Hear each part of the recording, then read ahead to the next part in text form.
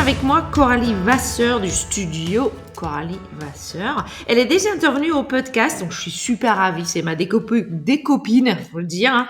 Je suis ravie qu'elle est revenue. Elle est venue en juin 2023, épisode 65. Si tu as besoin de travailler ton SEO et de comprendre comment changer de région et continuer à avoir des clients qui affluent, n'hésite pas à aller l'écouter. Ça fait 12 ans qu'elle a son compte. Salut Coralie. Salut Flore. Comment vas-tu? Eh ben ça va super. Et toi? Ouais, je suis tellement ravie que tu es là. Écoute, est-ce que, comme d'habitude, je sais que si on va écouter épisode 65, on va déjà apprendre à peu près qui tu es. Mais pour ceux qui ne savent pas, est-ce que tu peux parler un tout petit peu de toi, s'il te plaît? Ouais, bien sûr. Donc, moi, c'est Coralie, comme tu l'as dit, ça fait 12 ans que je suis à mon compte. J'ai commencé ma carrière en Picardie, donc grossièrement entre Lille et Paris, pour ceux qui sont nuls en géo. Et après Covid, je suis venue m'installer à Annecy, donc la plus belle ville de France, hein, on va être honnête. Non, c'est joli, faut le dire. Donc c'est voilà, c'est juste du kiff au quotidien. J'ai une clientèle plutôt B2C, mais également B2B. Et donc j'ai ouvert mon showroom il y a quelques mois à Annecy pour le plus grand plaisir de mes clients, mais aussi pour moi-même. C'est bien. Parce qu'on a un vrai sujet à aborder aujourd'hui, mais avant de l'aborder, est-ce que tu peux juste rapidement me parler 2 secondes de ton showroom parce que je trouve ça chouette. Il y en a qui en ouvrent. Il y a une vraie raison pour le faire. Pour toi, c'était quoi la base de dire bah, aujourd'hui, j'arrête de bosser de chez moi, j'ouvre Alors, quelque chose ou tu vois? ouais, j'ai toujours adoré bosser de chez moi. En fait, c'était pas vraiment l'argument phare, même si en soi c'est quand même sympa. Quitter ton Euh, jogging n'était pas un argument phare. C'est fou. C'est fou. ah, j'avoue que les séances d'e-port pyjama, c'est quand même un kiff. C'est clair. Non, en fait, la vraie raison, c'est, et on va en discuter après avec la co-conception, c'est que Mm, 2023 m'a permis réellement de développer le modèle économique de l'achat-revente, mm. mais je pense qu'il y avait encore un strat à passer, notamment chez les clients qui ont besoin de toucher, d'essayer, notamment leur canapé, de voir en vrai. Il y a toujours Ouais. une catégorie de clients et ça a été un vrai problème pendant pas mal d'années quand je travaillais de chez moi, c'était comment convaincre des gens d'acheter des choses à plusieurs milliers d'euros sur un Ouais, catalogue. bien sûr. Et le showroom, pour ça, c'est un vrai levier. Alors forcément, Ouais. c'est plus de charges, mais c'est un vrai levier qui va permettre, sans forcément surargumenter, de pouvoir faire le job, en fait. Ça fait vraiment le job. C'est super. Et puis c'est joli. Alors, Merci. du coup, tu l'as déjà lâché un peu le mot. La co-conception, c'est quoi, hein? Eh bien, c'est tout comme son nom l'indique, c'est de concevoir avec. Et en l'occurrence, donc là, c'est avec le client. Ouais. Donc c'est une prestation, c'est un modèle que j'ai lancé qui consiste sur plutôt des petits projets parce que c'est un temps limité et Mm. on le sait tous, ça va très vite. Le temps passe très vite avec les clients. C'est dessiner leur projet à quatre mains. D'accord. Donc ça va de la prise de cote à la modélisation. Donc ça c'est plutôt Mhm. une tâche en off que je fais de mon côté pendant justement qu'ils se baladent un peu dans le showroom. Ça commence à créer le teasing. Et après, on conçoit ensemble. Et donc là, c'est sur la journée, on part d'une feuille blanche. Et l'idée, c'est qu'à la fin de la journée, les clients aient le livrable avec l'ensemble des propositions, matériaux, mobilier, déco, etc. Mais pour le coup, ça se passe en partie en showroom et en partie chez les clients? C'est ça. C'est-à-dire que j'ai lancé ça l'année dernière, donc j'avais pas encore le showroom à ce moment-là. Donc tout se faisait chez les clients. Mhm. Donc, alors ça marche pas trop pour les clients qui viennent d'acheter sur plan. Enfin, généralement ils habitent toujours quelque part avant, donc ça peut fonctionner. Mais en tout cas, ceux qui sont sur leur chantier en mode c'est la grosse poussière et compagnie, ça marche pas trop. Mhm, c'est Mais clair. en revanche, sur plutôt des petits. Alors moi, pour l'instant, j'ai fait plutôt à échelle de petits projets déco, même si sur pas mal de clients, on a adapté un peu la presta sur d'autres typologies de projets, parfois plus archi, parfois même sur uniquement des choix matériaux, couleurs sur des bâtiments, etc. Donc la prestation est un peu mouvante, Mm. mais de base, on va dire que c'est plutôt des clients déco avec une pièce ou deux qui Ouais. ont besoin d'être accompagnés. Et c'est une typologie de client finalement qui est assez différente des clients projets, c'est-à-dire qui a besoin de mettre la main à la pâte, qui a besoin de garder la main sur le projet et de pouvoir donner son avis et de pouvoir valider un petit peu au cas par cas les différentes propositions. Donc, c'est Est-ce des que clients ça, assez autonomes, en fait. est-ce que ça veut dire qu'ils gardent aussi la main sur le budget? Exactement. En fait, le principe même de la co-conception, c'est de rassurer le client qui n'a pas forcément envie d'aller en phase projet. En fait, tout simplement, ce qui était avant mes non-clients. C'est-à-dire que sur les projets, j'avais plutôt des gros clients avec des gros budgets travaux. Pas toujours sur la partie, disons que sur la partie déco, parfois était un petit peu laissée aux oubliettes. Pour la raison suivante, c'est que ici sur Annecy, l'immobilier est déjà très cher. Donc Ouais, une fois que les clients se sont saignés sur l'IMO et qu'ils arrivent encore à injecter dans les travaux, la déco arrivant en dernier, ouais. bon nombre de fois, ça passe à la trappe. Et c'est aussi pour ça que j'avais un peu de mal à développer l'achat-revente en arrivant dans la région. Et en allant chercher mes non-clients, ceux qui en fait avaient plutôt des petits projets qui à la base n'étaient pas spécialement intéressants en termes de créa, et ben je me suis rendu compte que c'était plus rentable finalement. Parce que même si je passe beaucoup moins de temps en conception, derrière, eh bien ça fait l'effet de levier sur l'achat-revente. Donc il y a vraiment ce côté Hmm. scalable par rapport au temps passé vs le CA rapporté. Et grâce à ça, j'ai complètement oublié ta question. Non, mais c'est bien, moi aussi, donc du coup, on va juste continuer à parler, hein. Il y a pas de... Par contre, il y a un truc qui est venu, c'est que, parce que je sais qu'avant, tu proposais quand même la visite conseil, Ouais, exact. que tout le monde propose, on va dire, qui dure à peu près 2 heures. Ce que tu as développé aujourd'hui, euh, et il me semble que tu as eu l'idée de quelqu'un. Euh, Tout à Ce fait. que tu as développé aujourd'hui est un vrai plus par rapport à cette visite conseil pour les deux parties. Est-ce que tu peux vraiment m'expliquer les avantages pour chaque partie? Donc, le client, qui forcément va passer plus de temps. Bon, je vais pas faire la réponse à ta place. Allez, vas-y. Ouais, alors déjà, comme tu l'as souligné, en effet, l'idée m'est venue de Mathilde Intia, qui est architecte d'intérieur, en tout cas a été depuis pas très, jusqu'à il y a pas très longtemps architecte d'intérieur, et qui Mm. avait développé ce principe de co-conception, mais uniquement sur la partie archi d'intérieur. Donc moins sur la partie déco et encore moins sur le levier d'achat-revente. Et en fait, Mm. j'ai adapté un petit peu son concept à ma vision pour vraiment scaler ce côté vente derrière. Et donc, en effet, les clients, en fait, le passage obligatoire dans mon processus, c'est la visite d'exploration, donc la visite conseil, où on va justement explorer un petit peu le champ des possibles avec le client, mais aussi la typologie du client. En fait, on remet vraiment l'humain au centre du projet, et c'est de comprendre quel humain j'ai en face de moi. C'est-à-dire, est-ce qu'il est plutôt profil à déléguer, à avoir du temps devant lui, enfin, plutôt à laisser le temps à l'archi de faire le boulot.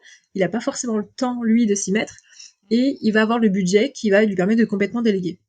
Ouais. Et de l'autre côté, donc c'est le chemin numéro 2 après la visite d'exploration, c'est la co-conception, où là, on va plutôt être sur un profil de client qui est pressé, qui va avoir son projet rapidement, mais qui n'a pas forcément un gros projet ni un gros budget sur la partie travaux, et qui du coup va pouvoir injecter plus dans la partie déco.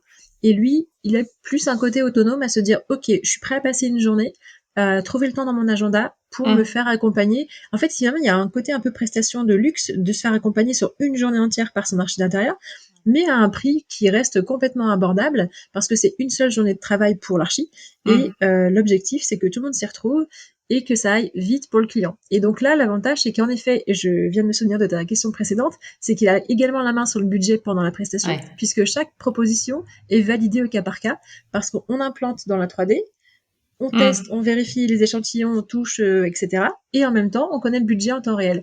Donc ça veut dire que ce soit le canapé, le tapis, le Mm. papier peint, le luminaire, en fait, le client, il sait pourquoi il valide. Il n'y a pas besoin de faire des pages et des pages de dossiers de livrables pour lui expliquer pourquoi il faut ce produit-là et pas un autre, parce qu'il le sait en temps réel, en fait. Ouais. Et on teste en même temps.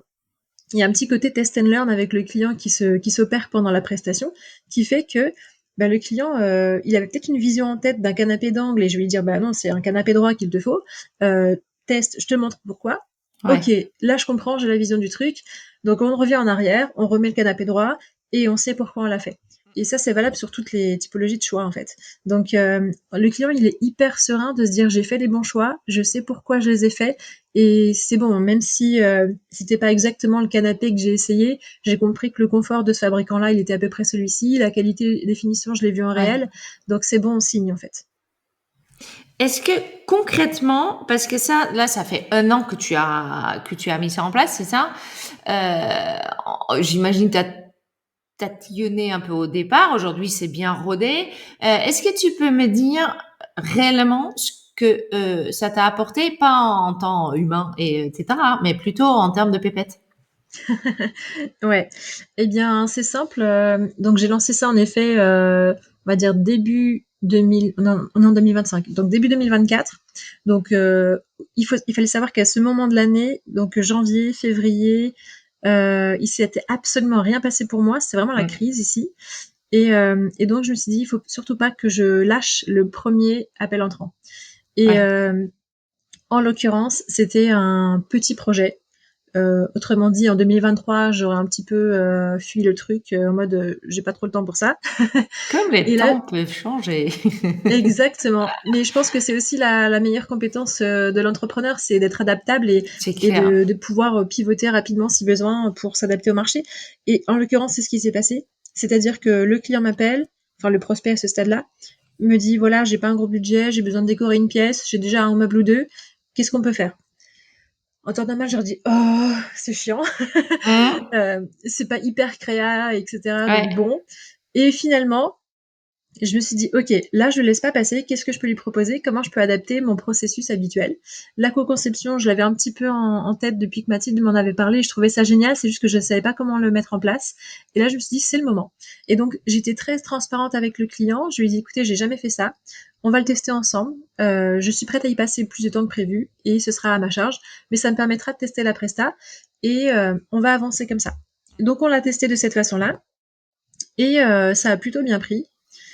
Derrière, ça a vendu, donc finalement c'était rentable. Ouais. Et donc petit à petit, j'ai proposé de plus en plus cette prestation aux prospects entrants qui avaient des petits projets. C'était une typologie assez récurrente sur 2024. Et ce qui m'a permis, dans une année plutôt de crise, Ouais. grossièrement, pour répondre à ta question, de faire plus 50% de CA par rapport à N-1. Ouais. Ce qui est quand même non négligeable, on va dire. Clairement, c'est une super Ouais. évolution. Enfin, en tout cas, j'en suis très contente. Mm. Déjà parce que de manière générale, plus 50%, c'est quand même assez balèze. J'ai Ouais. embauché personne, il faut le dire aussi. Hein, j'ai embauché personne sur cette période-là pour faire ça. Donc j'avais la même, Les mêmes frais fixes, les mêmes charges. Mm. ouais, et surtout la même capacité de travail. Ouais. C'est juste que ben, temps passé, conception. Si tu fais que de la conception, bah ton temps il est forcément corrélé aux 24 heures d'une journée et tu peux pas Ouais. exploser le plafond. Alors qu'en achat-revente, l'avantage, c'est vraiment ce levier scalable que bah, un client, tu peux faire du x2, x3, x5 selon le Bien projet. sûr. Et ça, c'est quand même assez rentable. Je sais qu'il y a beaucoup qui sont assez freinés par les problématiques de SAV, qui ont peur de l'achat-revente. En toute honnêteté, le temps passé sur la gestion d'une marchandise arrivée cassée, c'est quand même beaucoup moins important que d'un projet de conception où tu vas t'arracher les cheveux pour faire encore mieux, encore mieux, encore mieux, à Bien aller sûr. chercher la perfection sur un truc qui sera peut-être jamais. Donc là, l'avantage, c'est qu'il y a aussi ce côté très terre à terre de dire, bah, Ouais. tu fais avec le client et tu sais tout de suite si ça plaît ou si ça plaît pas. Tu t'embrinques pas dans des trucs hyper créatifs qu'il saura pas comprendre et qui va pas Mm. valider ou qui va pas faire pour des raisons X budgétaires ou parce que le chantier Ouais. finalement va faire que bref, il y a toujours des raisons qui font que tout ne va pas toujours au bout. En tout cas, c'était le constat que j'en avais, surtout ici, encore une fois, avec le Ouais. budget que les clients ont déjà laissé dans l'IMO et les travaux. Et du coup, bah, c'est hyper. Il n'y a pas cette frustration en fait. Il y a ce côté très terre à terre de dire ok, tu restes créatif, tu es là pour ça, tu accompagnes ton client, mais tu sais que ça va aller au bout en fait. Parce que en temps réel, il te le valide et à la fin de la Mm. journée, il a validé et le budget, et l'esthétique, et le fonctionnel. Donc il n'y a plus qu'à signer encore une fois. Ouais, bien sûr. Et puis moi, personnellement, je pense que on sait maintenant que j'adore l'achat-revente pour plein de raisons. C'est qu'aujourd'hui, ça fait tellement longtemps que j'en fais, donc du coup, je connais les SAV à prendre en compte, je connais un peu mes produits, j'essaie souvent déjà avant même d'aller chez les clients ce que j'aimerais bien lui proposer, et ça devient, mais comme pour toi, quelque chose qui est très naturel, mais qui pour moi appelle aussi beaucoup à ce côté que moi je kiffe, c'est de toucher tout. Je comprends tout à fait l'envie de mes clients de essayer de toucher, mais même moi, je pense qu'on est tous pareils. Quand moi je passe dans un espace où le mur est un petit relief, il y a forcément la main qui traîne, quoi, toujours. Donc il y a, ça, pour moi, ça entretient effectivement cette partie chiffre d'affaires, lien des clients, proposition, solution. Mais ça va, je vous cache pas que je vais forcément l'essayer. Ça va forcément aussi me faire super plaisir à moi. Ouais, Finalement, complètement. de toucher, de pouvoir proposer, d'autant plus de proposer des choses un peu hors du champ déjà des grandes enseignes, par exemple. Hein. Ouais, non, c'est clair. Non, et puis c'est vrai que pour rebondir sur le côté humain, enfin moi je trouve ça tellement gratifiant, tellement enrichissant. Mmh. On passe vraiment du temps qualifié avec ses clients et je trouve que même si sur des projets on va avoir plusieurs rendez-vous avec les clients, parfois de plusieurs heures, donc on va les voir régulièrement, plusieurs fois, on va avoir le temps de créer quand même une relation. Mais en co-conception, bien qu'on ne les voit qu'une journée finalement, enfin une journée plus au préalable à la visite Ouais. d'exploration, eh bien, il y a une vraie relation qui se crée, même dans Mmh. ces petits moments de est-ce qu'on déjeune ensemble est-ce Ouais. que en fait ça fait partie aussi du processus de rassurer, de donner confiance, etc. Et moi je me nourris beaucoup de ça. Enfin, je trouve que c'est hyper enrichissant. Et en l'occurrence, je trouve que cette prestation me permet encore plus qu'en phase projet, même si j'ai quand même pas beaucoup eu de cas bizarres, mais j'ai encore plus des clients qui me ressemblent grâce à la co-conception. Je passe des Ouais. moments mais tellement gratifiants, ouais. J'adore ça, Ouais. vraiment. Je cache pas que avec Coralie, on avait déjà pas mal parlé du co-conception. Je lui ai demandé tout de suite, est-ce que ça te dérange si je le mets en place et elle a gentiment proposé de me former sur le sujet. Ensuite, on a forcément encore discuté et on s'est dit, ça sera sympa, cool, intéressant, qu'on le propose aux décopreneurs dans le forme d'un workshop que Coralie va donner. Est-ce que tu peux me donner les détails de ce workshop où on peut apprendre comment, j'avais presque envie de dire, faire plus de 50% sur son chiffre d'affaires, mais ça fait un peu trop coach qui sait pas de quoi elle parle. Allez, tu vois. Oui, oui, oui, je peux t'en dire un peu plus. Donc, en effet, c'est un workshop de 3 heures en visio, pendant lequel on va tout éplucher par rapport à mon process. Donc, je vous passe les essuie-plâtres que vous pourriez essayer de votre côté en partant from scratch. Super. L'idée, c'est vraiment de vous expliquer en fait pourquoi je suis partie de ce constat d'apporter un nouvel élément business model à mon modèle. Mm. Je la refais, je suis en train d'embrouiller là. En gros, l'idée, c'est de dire pourquoi la co-conception, comment je l'ai mise en place, à quelle typologie de client ça répond, Ouais, et surtout comment se déroule une journée. ouais, Comment se bien déroule sûr. une journée depuis la prise de code jusqu'au livrable, qu'est-ce que je mets dans le livrable, Ouais. et de montrer un petit peu des exemples clients concrets. Donc en 3 heures, c'est à peu près ça, avec bien sûr un temps d'échange, questions-réponses, et je Mm. répondrai à toutes les questions avec grand plaisir. Et Super. donc, concrètement, c'est le 8 avril à 14 heures. Donc, si vous comptez bien, ça fait jusqu'à 17 heures. Donc, réservez votre après-midi. C'est Et clair. puis, c'est un workshop qui donc coûte 600 € TTC. Et, Mhm. pour les premiers inscrits, il y a une remise donc, qui fait descendre le prix du workshop à 480 € TTC. 480 € TTC. Je précise que ça, c'est que pour les décopreneurs. Exactement, Que avec le je code t'ai qui eu sera donné. à discussion dure. Non, 480 € TTC avec le code décopreneurs. Moi, je vais y être. Yes, Coralie, elle va y être aussi. c'est mieux. Parce que, sinon, moi, je ne sais pas encore l'expliquer. Et j'espère forcément de vous y trouver aussi. Est-ce que tu as une dernière chose à rajouter, Coralie? Venez, inscrivez-vous et on discutera de tout ça, non, avec grand plaisir. Je trouve que c'est hyper important aujourd'hui de savoir s'adapter. Je le répète Oui. encore, mais pour moi, c'est la plus grande qualité qu'on peut avoir en tant qu'entrepreneur, c'est l'adaptabilité. On a un marché qui est tendu, on a un marché qui est mouvant. Mhm. Je pense que le début, et on en verra d'autres, des crises de peut-être différentes formes. Et si on ne sait pas répondre, si on ne sait pas s'adapter à ça, je pense Mhm. que bah, c'est la mort assurée de l'entrepreneur qu'on n'est pas en fait. C'est Mhm. soit on l'est et on sait pivoter, s'adapter, changer sa vision et surtout comprendre en fait où est le besoin client. Ouais. Il y a des process qui fonctionnent encore, il y en a d'autres qui fonctionneront plus peut-être un jour, que ce soit à cause ou grâce à l'IA et c'est même pas le sujet. Il Il faut juste savoir répondre à un besoin en face. Super. Merci beaucoup, Coralie. C'était génial. Avec plaisir. Je t'invite pour un prochain podcast d'ici 1 an et demi pour voir comment ça se passe maintenant à Annecy, mais c'était pas le sujet de celui-là. J'invite tout le monde à donc le 8 avril, 14h, inscris-toi.